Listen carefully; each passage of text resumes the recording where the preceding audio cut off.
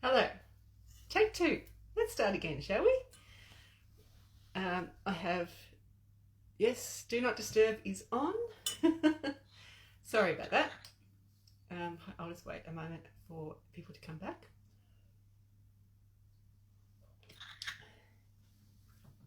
Hopefully. What a schmozzle. Today is just one of those days, I think. Hello again. Take two. I'm sorry about that. Hopefully this will be all good now from now on. Do not disturb is on. My brain is focused on where we are. Hello, hello. So, Q&A today about crochet and anything else that you want to talk about. So Kerry has asked me how to get back your crochet. You've lost the desire to pick up anything. I mean, COVID has done a number on all of us. Even if you're at home, you can find yourself just sitting and not actually doing anything. I found the same thing. I went for sometimes a week or two without picking up a hook or doing anything else. I do other crafts as well, but sometimes I did a lot of jigsaw puzzles over the last year. I've read a lot of books. I've just sat and drunk tea and done that kind of thing. So don't feel bad that something that you have a love for isn't actually, you're not feeling it at the moment, because no one is feeling normal at the moment. So don't stress about that. So you can approach, if you have things you need to do, want to do, there's two ways you can approach it. One is you can let it go. Just don't. Know that it's there and that one day you will feel like doing it again, and just put it out of mind, out of sight, and just get on with, do what makes you happy, do what feels good for now. The other way you can approach it is allocate 10 minutes a day, 15 minutes a day, an hour a week, some sort of time frame. Allocate to sit down and do it. Okay, you might just do it for that 10-15 minutes, that hour, or you might find yourself getting into the flow and enjoying it again. But if you make yourself do something regularly over and over again, hello darling, it can find the joy that way in the process.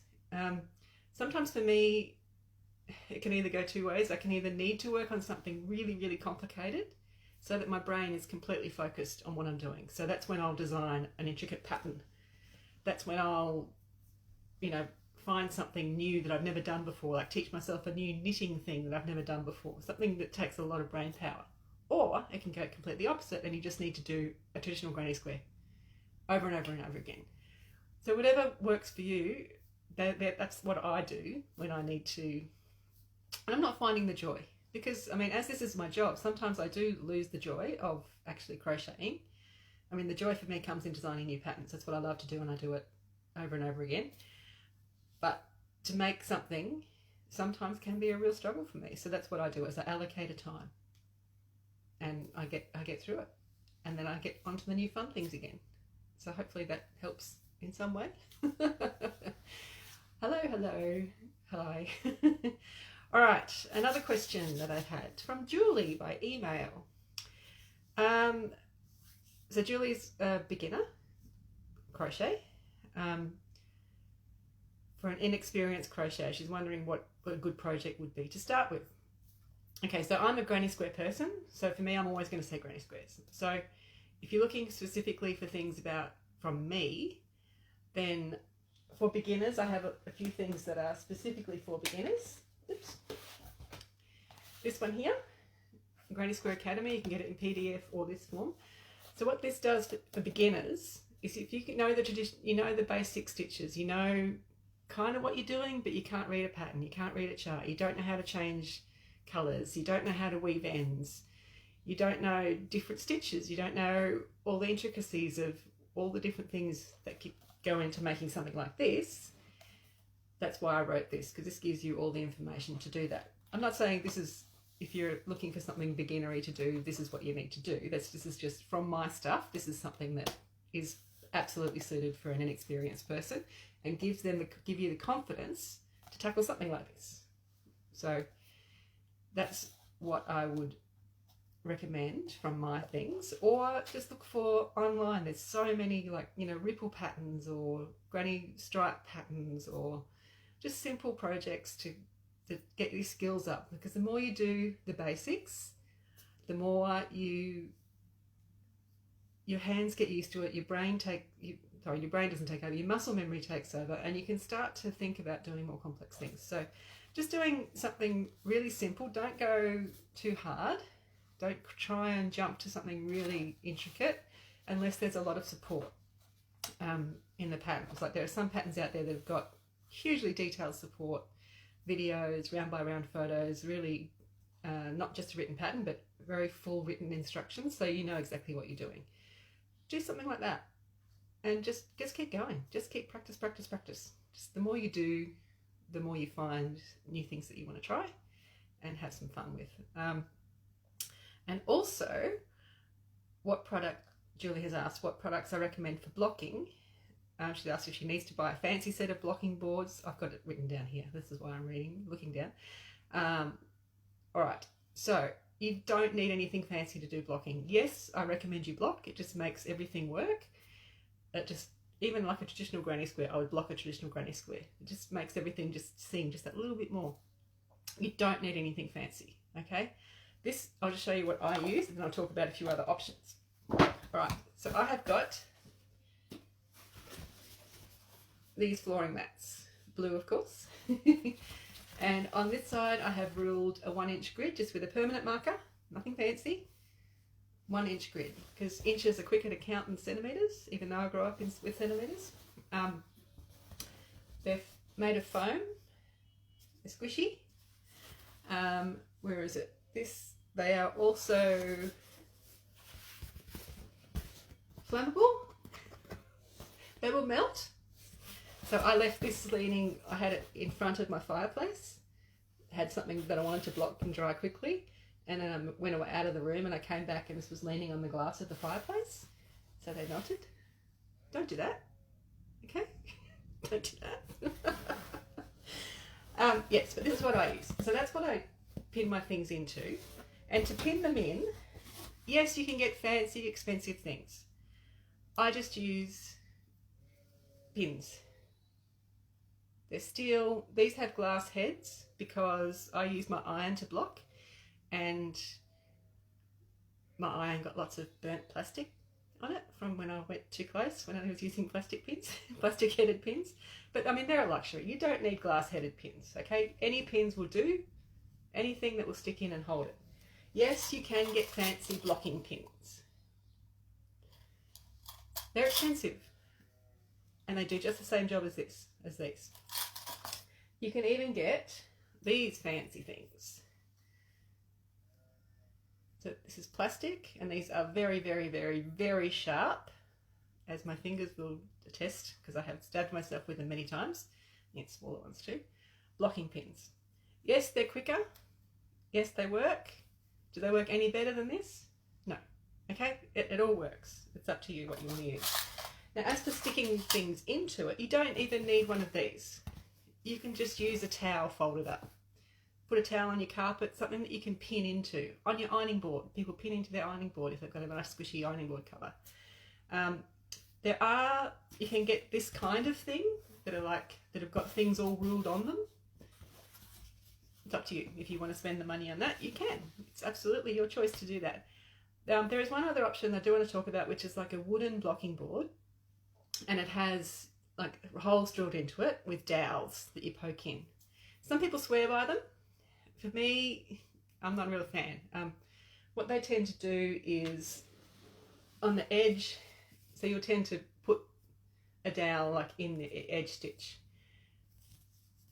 and you will get real big holes where the dowels were in the sides, along the edges between them. And they don't allow for increments. Like with this, sure, I've got inch lines, but I might have something that's, 4 1/4 inches, and I can easily pin that. I might have something that's triangular.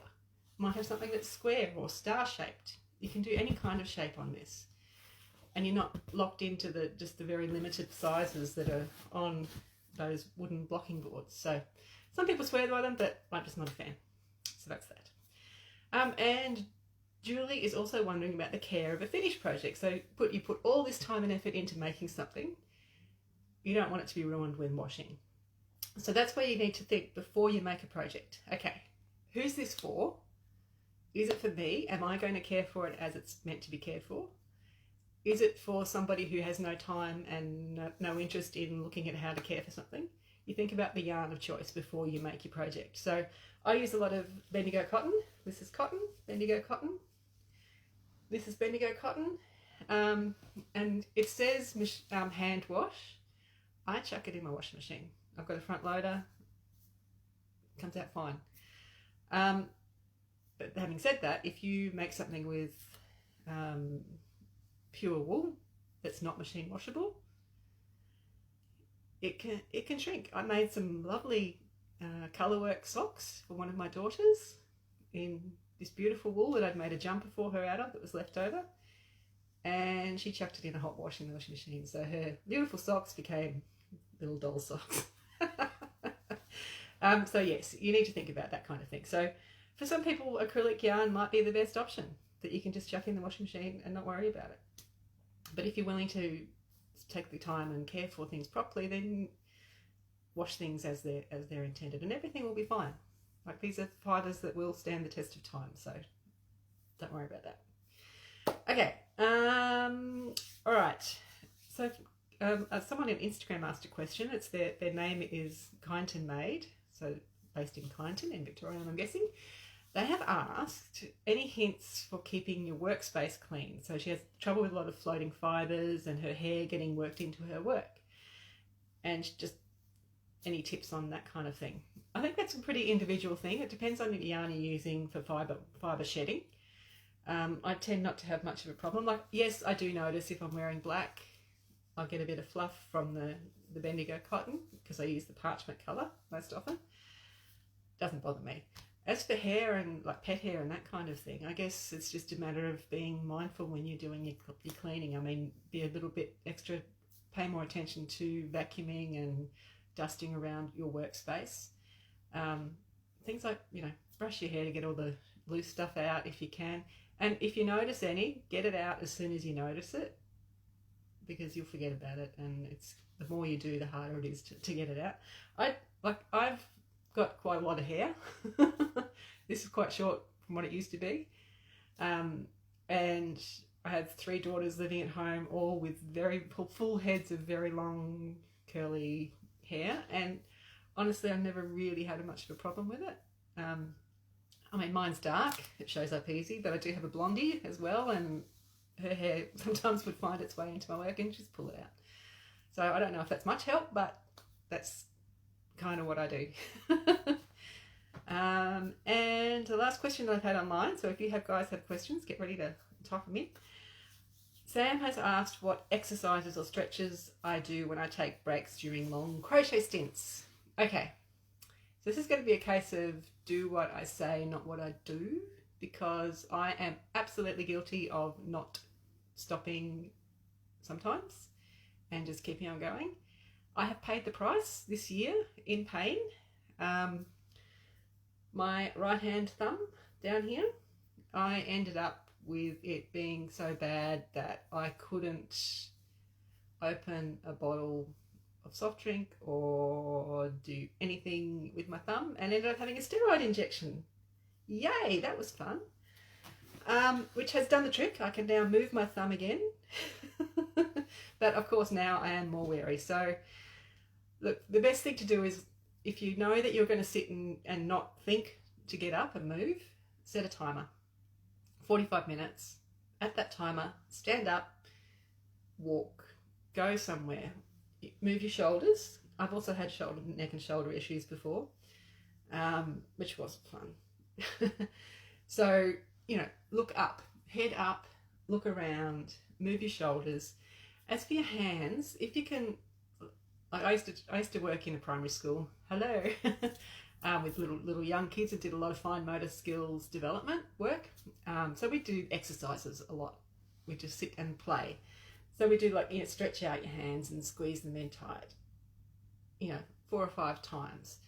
Then you can have your pet, I would say we used to use a pencil, but your crochet hook, however you hold it, and just imagine it lifting up and down, just to stretch your fingers a little bit. You can do the old, that kind of thing, and pushing your hands together and then releasing them. That kind of thing.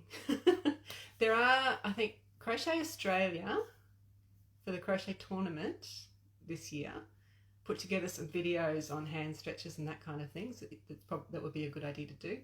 But I think generally the best thing is to stop for 10-15 minutes every hour or so. Get up, walk around. Like if you're doing little granny squares, block your granny square at the end because it's using different muscles or different things. Yes, don't do what I did and end up in a place where you're threatening your very livelihood by not being able to move. How do you get your mojo back? Hi Sharon, I've actually answered that question already. That was the first one I answered today, so maybe if you want to watch back after we finish, you'll see all of my tips for that. Yes. Yes, so yeah, but make sure that if you are sitting down for a long stint of crochet, make sure you do schedule in some breaks, because you don't want to hurt your body so much that you can't do it anymore, which I came close to doing. Cool. So that's the end of my questions that I have pre-asked. Is there anybody who has any other questions they would like to ask about anything? About what I do, what I have, what I'm planning? I was a bit nervous about some workshops I have coming up in Melbourne. Not tomorrow, but this week. A week today, next Friday and Saturday, I have some workshops in Melbourne in Sunspun, and thankfully our lockdown is over and I am actually able to do that, so that's awesome. So if any of you are in Melbourne, I think I'm doing a very beginner class on Friday and then a granny square patchwork class on Saturday. I think there's spaces in both, but the granny square patchwork one is, if not full, almost full. I'm not quite sure. Anyway, so that's exciting. Anyone? No questions? No one? Oh, it's actually quicker than I thought it would be over. So I guess I can tell you what I am planning on, what I'm doing next. So apart from workshops, oh, here we go. Other than COVID, do you ever come to Sydney for workshops? Absolutely. I was actually there in April. I came up and did some workshops just for Skane Sisters. They had their birthday celebration and everything was open at the time, so we jumped at the chance and I went up and did some there. But I am absolutely planning on coming up again when I'm able. I recently did a presentation for the New South Wales Knitters Guild, and they're very keen to have me come up and do some workshops, so that will be happening. But I also just want to come up and do the rounds of all the indie shops. I've done it before. I went to Cast Off Collective. Where else did I go? I went up to the Crafty Hive up almost in the mountains, Loftus. Gosh, it was a few years ago now, I can't remember. So yes, but absolutely I'm planning to when I'm able. So it's probably not going to be till next year now because I've got other things on for the rest of this year, but yes, I will be in Sydney.